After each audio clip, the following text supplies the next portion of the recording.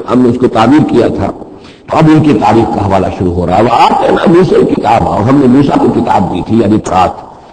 وَجَعَلْنَاهُ هُدًى لِبَنِي اسرائیل، اور ہم نے اسے بنایا تھا ہدایت نامہ، رہنمائی بنی اسرائیل کے لیے. وہ ہدى للناس اس معنی میں نہیں تھی کہ تمام نوع انسانی کے لیے ہو، بلکہ وہ در حقیقت بنی اسرائیل کے لیے ہدایت نامہ. وَجَعَلْنَاهُ هُدًى لِبَنِي اسرائیل اللہ تتخذوا من دونی وکیلا، اور اس کی تعلیم کا لب لباب اور خلاصہ، توحید کا اصل جو جوہر ہے، مغز ہے، وہ کیا ہے؟ اللہ کے سوا کسی کو کارساز نہ سمجھو، مت پکڑو کسی اور کو میرے سوا کارساز، کسی پر تمہارا بھروسہ، کسی پر توکل نہ ہو میرے سوا. یہ توحید کا لب لباب ہے اور خلاصہ ہے. ذریۃ من حملنا مع نوح، اے وہ لوگ جو اولاد ہو ان کی جن کو ہم نے اٹھایا تھا نوح کے ساتھ، سوار کیا تھا کشتی میں نوح کے ساتھ. حضرت نوح علیہ السلام کے 3 بیٹے سام، حام، یافس، اور ظاہر بات ہے سام ہی کی نسل ہے یہ کہ جس میں حضرت ابراہیم کی پیدائش ہوئی، اور انہی کی نسل ہے یہ بنی اسرائیل. تو گویا کہ یہاں ذکر ہو رہا ہے کہ وہ جو لوگ حضرت نوح علیہ السلام کے ساتھ بچا لیے گئے تھے ان کی کشتی میں، انہی میں سے ایک کی نسل تم ہو. ذریۃ من حملنا مع نوح انہ کان عبدا شکورا، یقیناً وہ ہمارا بہت ہی شکر گزار بندہ تھا حضرت نوح علیہ السلام کے بارے میں. وَقَضَيْنَا إِلَىٰ بَنِي إِسْرَائِيلَ فِي الْكِتَابِ لَتُفْسِدُنَّ فِي الْأَرْضِ مَرَّتَيْنِ، اور ہم نے یہ پہلے ہی متنبع کر دیا تھا بنی اسرائیل کو کتاب میں کہ 2 مرتبہ تم زمین میں بڑا فساد مچاؤ گے. وَلَتَعْلُنَّ عُلُوًّا كَبِيرًا، اور بہت ہی تم سرکشی کرو گے، بہت بڑی سرکشی کرو گے. یعنی 2 ادوار تم پر ایسے آئیں گے، شرارتیں کرو گے، سرکشی کرو گے، دین سے دور ہو جاؤ گے، لہو و لعب میں مبتلا ہو جاؤ گے، عیاشیوں کے اندر، اور اس میں تمہارا جو ہے اللہ تعالیٰ کی طرف سے پھر تمہارے اوپر عذاب کے کوڑے برسیں گے. اب یہاں پہ بکنگ کی لائن یہ ہے کہ اس سے پہلے ان کا ایک دور آیا کہ جس کے اندر ان کو اللہ تعالیٰ نے ان پر رحمتیں فرمائی. کیونکہ ہم کچھ چیزیں پڑھ چکے ہیں تاریخ بنی اسرائیل کے ضمن میں، وہ ذہن میں رکھیے.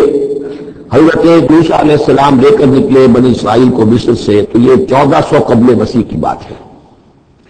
اس کے بعد وہ آئے ہیں، تورات میں ملی ہے جبکہ وہ جبل طور کے پاس پاؤ ڈالا ہے.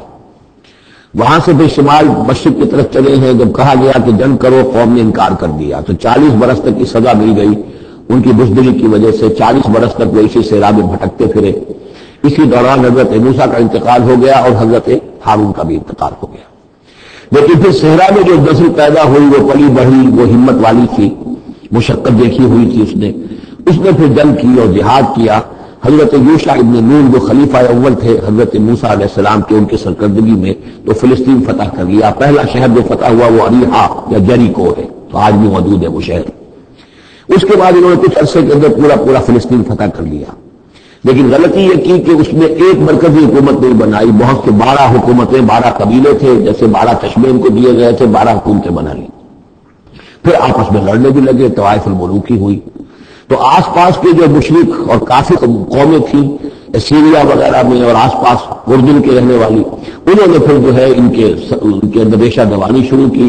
اور ایک دور یہ آیا کہ اس میں ان کو بہت سے لوگوں کو اپنے گھروں سے نکال دیا گیا اور وہ لوگ بڑی زوال سے 2-4 ہو گئے. تب انہیں ہوش آیا، انہوں نے سیموئیل نبی جو ان کے تھے ان سے کہا کہ ہمارے لیے سپہ سالار مقرر کیجئے، ایک سپہ سالار ہو تاکہ اس کے پیچھے ہم سب کے سب 12 کے 12 قبیلے جمع ہو کر جنگ کریں، تو پھر یہ کہ اپنے دشمنوں کو فتح حاصل ہو. یہ وقفہ تقریباً 300 برس کا ہے، جس کے بعد یہ جنگ ہوئی ہے طالوت اور جالوت کی، اور حضرت طالوت نے جالوت کو قتل کیا. پھر حضرت داؤد منظر پر آ گئے. پھر طالوت، حضرت داؤد اور حضرت سلیمان، یہ 3 ان کی حکومتیں ہیں تقریباً 100 برس پر پھیلی ہوئی. 16 برس طالوت کے، 40 برس حضرت داؤد کے، 40 برس حضرت سلیمان کے. یہ گویا کہ ان کی خلافت راشدہ ہے. جیسے ہمارے حضرت ابوبکر کا دور مختصر ہے، پھر حضرت عمر، پھر حضرت عثمان رضی اللہ تعالی عنہم، یہ مل کر جو ہمارے ہاں بنتے 24 برس 3 خلافتوں کے، ان کے ہاں یہ 100 برس کا عرصہ ہے.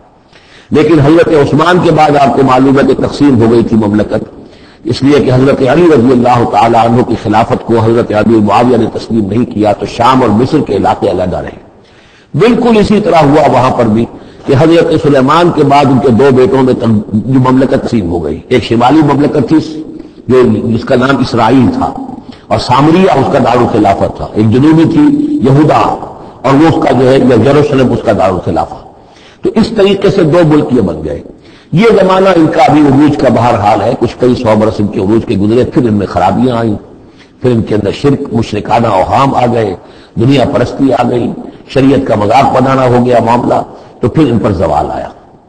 پہلا زوال جو آیا، پہلے اسیرینز نے شمالی مملکت جو تھی اسرائیل کی، اس کو ختم کر دیا۔ یہ کوئی ختم کیا انہوں نے اس سے کافی پہلے 700-800 برس قبل حضرت مسیح کی۔ اس کے بعد جو اصل آیا ہے نبوکدنضر جو نمرود تھا عراق کا، اس کا حملہ ہوا 587 قبل مسیح میں، انہوں نے یروشلم کو برباد کیا، 6 لاکھ کو قتل کیا، 6 لاکھ کو قیدی بنا کے لے گیا، اور یہ کہ یروشلم میں 2 اینٹیں سلامت نہیں رہنے دی، اور ہیکل سلیمانی کو مسمار کر دیا۔ یہ ان کا بدترین دور آیا، تقریباً 125 برس یہ کیپٹیوٹی میں رہے بیبیلونیا میں، 6 لاکھ کو ہانک کر لے گیا وہاں پر، بدترین دور۔ تو پہلا عروج، اس کا جو کلائمیکس تھا وہ طالوت اور داؤد اور سلیمان کا دور حکومت، اور پہلا زوال جس کا یہ سمجھیے کہ سب سے نیچے کی پوزیشن یہ ہے جو کیپٹیوٹی کا دور ہے ان کا۔ اس کے بعد حضرت عزیر علیہ السلام میں آئے، اللہ نے بھیجا، انہوں نے دعوت اصلاح توبہ کی منادی کی، پھر یہ لوگ کچھ ٹھیک ہوئے۔ ادھر یہ کہ ایران نے حملہ کیا تھا عراق پر اور ان کو آزاد کر دیا تھا کہ جاؤ تم، کہ خورس نے، ذوالقرنین نے، کہ تم جاؤ اور جا کر اپنا شہر دوبارہ آباد کر لو، تو یہ پھر آ گئے، حضرت عزیر کے ساتھ ہو کر آئے ہیں۔ تو یہ تقریباً 458 قبل مسیح میں پھر یہ دوبارہ آئے ہیں، تو یہ سمجھیے کہ 125 برس تک یہ جو شہر ہے اجڑا پڑا رہا ہے۔ اسی دوران میں حضرت عزیر کو اللہ تعالیٰ نے 100 برس بھی رکھا ہے، وہ موت من پر طاری کر دی تھی جو سورہ بقرہ میں ہم پڑھ کر آئے ہیں۔ یہ سارے واقعات کو آپ سمجھ لیجئے کہ یہ علیحدہ علیحدہ ٹکڑے جو ہم نے پڑھے ان کو جوڑ لیجیے۔ بہرحال پھر ان کے اندر یہ کہ ایک نیکی کی تحریک چلی، پھر ان کے اندر لوگوں نے توبہ کی، پھر اللہ نے انہیں دوبارہ ایک عروج عطا کیا، مکابی سلطنت قائم ہوئی، اور وہ جہاں تک جو دنیاوی حدود ہیں، زمینی حدود، وہ حضرت سلیمان کی مملکت سے بھی بڑی تھی۔ یہ ان کا دوسرا دور عروج ہے۔ لیکن پھر ان کے اندر زوال آیا، پھر خرابی آئی، پھر وہی دنیا پرستی، وہی عیاشیاں، وہی بدماشیاں، وہی مشرکانہ اوہام۔ اس کے نتیجے میں پھر ان پر جو کوڑے پڑے ہیں وہ پہلے تو پڑے ہیں یونانیوں کے ہاتھوں، سکندر مقدونی نے پہلے فتح کیا ان کو، پھر سلوکس جو اس کا اس سے پہچالا تھا وہ ان پر حکمران رہا ہے۔ اس کے بعد یہ ہے کہ پھر رومنز آ گئے، رومنز نے ان کو فتح کر لیا، ان کی حکومتیں چلتی رہی۔ یہ دوسرا دور ہے۔